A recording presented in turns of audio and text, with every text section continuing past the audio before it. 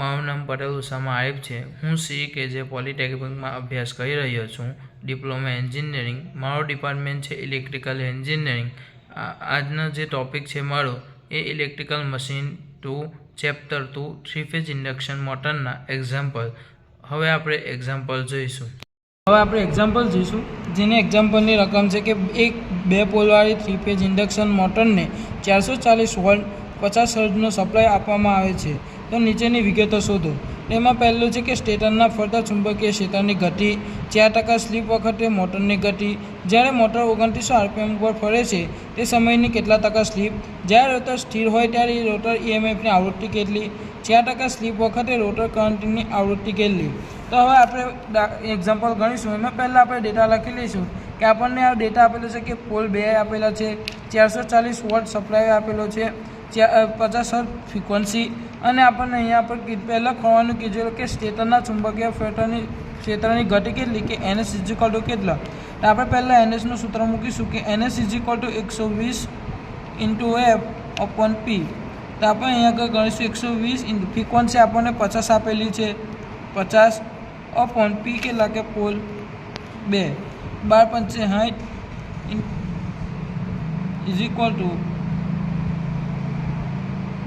6000/2 = 3000। તો આપણને NS 3000 RPM મળશે।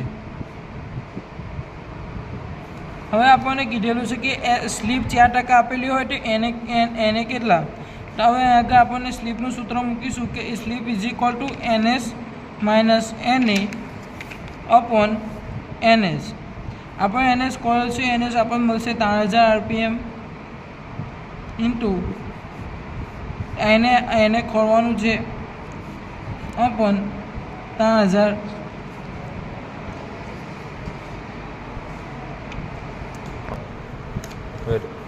હવે આ ગુણાકારમાં આ ભાગાકારમાં છે તો એમ લઈ જઈશું તો ગુણાકારમાં આવી જશે।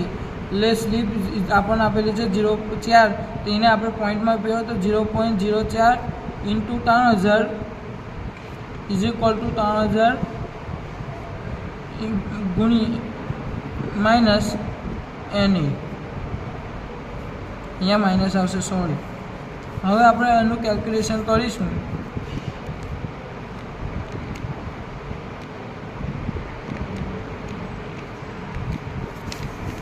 -120 = 3000 માઇનસ NA।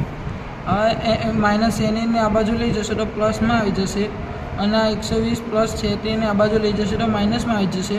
તો 3000 માઇનસ 120 તો NA = 2880 RPM આવશે। આપણને NA મળી ગયું છે કે 4% સ્લીપ હોય ત્યારે NA ની 2880 RPM થશે। હવે આપણને કીધું છે કે NA 2900 RPM હોય તો સ્લીપ કેટલી। તો આપણે સેમ આ સૂત્ર મૂકીશું, સ્લીપ NS - NA/NS।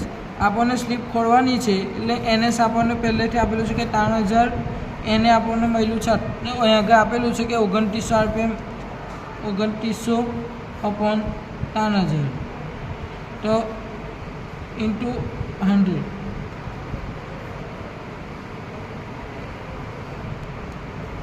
હવે 3000 માઇનસ 2900 કરીશું તો 100/3000 100। સ્ટોપ કરી હવે આપણે આનું કેલ્ક્યુલેશન કરીશું કે 100/3000 ઇન્ટુ 100। આપણો જવાબ આવેલો છે 3.3% સ્લીપ।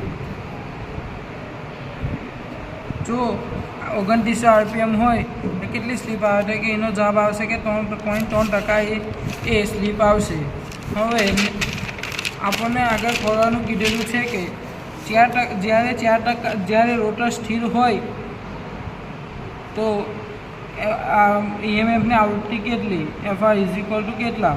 તો આપણને અહીં આગળ સ્લીપ આપેલું છે અને EMFની આવૃત્તિનું એ સૂત્ર છે કે FR = FS ઇન્ટુ એફએસ.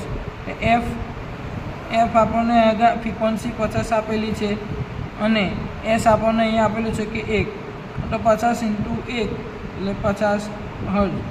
એટલે કે એફ જ્યારે રોટર સ્થિર હોય ત્યારે રોટરની ઈએમએફની આવૃત્તિ 50 હર્ટ્ઝ થશે.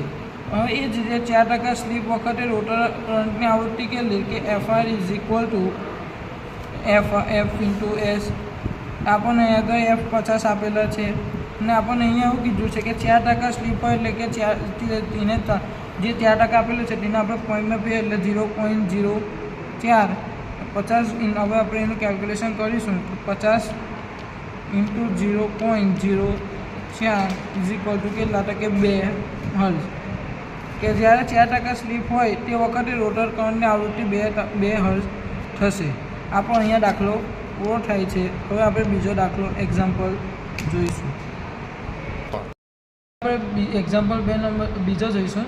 એમાં એની સંખ્યા છે કે એક 6 પોલવાળો અલ્ટરનેટર 1200 RPM ઉપર ફરે છે. એક 4 પોલવાળી ઇન્ડક્શન મોટરને સપ્લાય આપે છે. તો સિંક્રોનસ સ્પીડ કેટલી? જ્યારે સ્લીપ 2.5% હોય એ સમયે મોટરની ગતિ શોધો. આપણને અહીંયા આગળ આપેલ માહિતીમાં આપણને અલ્ટરનેટરની માહિતી આપેલી છે. તો આપણે પહેલાં ડેટા લખીશું કે અલ્ટરનેટરના ડેટા લખીશું કે P is equal to 6 pole ને NS is equal to 1200 RPM. અહીંયા આપણને ફ્રિકવન્સી આપેલી નથી એટલે આપણે ફ્રિકવન્સી ખોલવી પડશે. અહીંયા આગળ 3 ફેઝ ઇન્ડક્શન મોટરના આપણને 4 પોલવાળી ઇન્ડક્શન મોટરનો સપ્લાય આપ્યો છે એટલે કે પોલ ઇઝ ઇક્વલ ટુ 4. આપણને અહીંયા સિંક્રોનસ સ્પીડ NS ખોલવાનું કીધેલું છે અને જ્યારે સ્લીપ 2.5% હોય ત્યારે મોટરની ગતિ કેટલી કે NA ઇઝ ઇક્વલ ટુ કેટલા. તો હવે આપણે પહેલાં ફ્રિકવન્સી ખોલીશું કે એ ફ્રિકવન્સી ખોલવા માટે NS વાળું સૂત્ર મૂકીશું કે NS is equal two 120 into F upon P. NSના આપણે આગળ આપેલા છે કે 1200 RPM is equal two 120 into F upon P. એ પોલની સંખ્યા આપણી આવશે 6. હવે એફને કરતાં બનાવીશું તો 6 એ ભાગાકારમાં છે તો અહીંયા ગુણાકારમાં આવી જશે એટલે કે 1200 ઇન્ટુ 6 અને 120 એ ગુણાકારમાં છે તે ભાગાકારમાં આવી જશે 120 ઇઝ ઇક્વલ ટુ એફ. એ કરતાં બનાવીશું. હવે આપણે એનું કેલ્ક્યુલેશન કરીશું કે 1200 ગુણ્યા 6 ભાગ્યા 120 તો આપણો જવાબ આવશે 60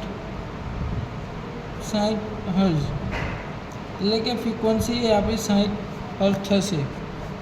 હવે આપણને કીધેલું છે કે 4 પોલવાળી ઇન્ડક્શન મોટર તો NS કેટલા. તો હવે આપણે NS ખોલીશું કે NS is equal two 120 into F upon P.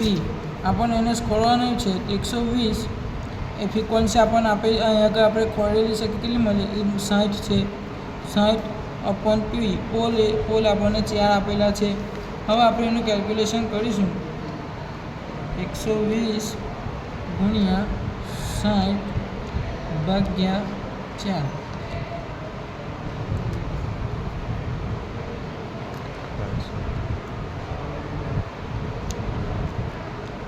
ગુણ્યા 60 ભાગ્યા 4 આપણને 1800 RPM મળશે. NS is equal two 1800 RPM. હવે આપણને એવું કીધેલું છે કે સ્લીપ 2.5% હોય તો એને કેટલા. તો આપણે સ્લીપનું સૂત્ર મૂકીશું કે slip is equal to NS minus NA upon NS. તો આપણને સ્લીપ આપેલી છે 2.5 એટલે એને આપણે પોઈન્ટમાં ફેરવીશું તો 2.5 ભાગ્યા 100 0.05 ઇઝ ઇક્વલ ટુ NS આપણને અહીંયા મળેલું છે 1800 RPM માઇનસ એને ખોલવાનું છે. NS આપણને મળેલા છે 1800. હવે આ ભાગાકારમાં છે તો આ બાજુ ગુણાકારમાં આવી જશે 0.025 into 1800 is equal two 1800 minus NA. હવે આપણે અહીંયા ગુણાકાર કરીશું 0.025 ઇન્ટુ 1800 એનો જવાબ આવશે 45 માઇનસ એને. હવે આ માઇનસ એને છે તેને આ બાજુ લઈ જઈશું તો એ પ્લસમાં આવી જશે. એને ઇઝ ઇક્વલ ટુ 45 એ પ્લસમાં છે તો આ બાજુ લઈ જઈશું બરાબરને એમ લઈ જઈશું તો માઇનસમાં થઈ જશે એટલે 45 એટલે 1800 માઇનસ 45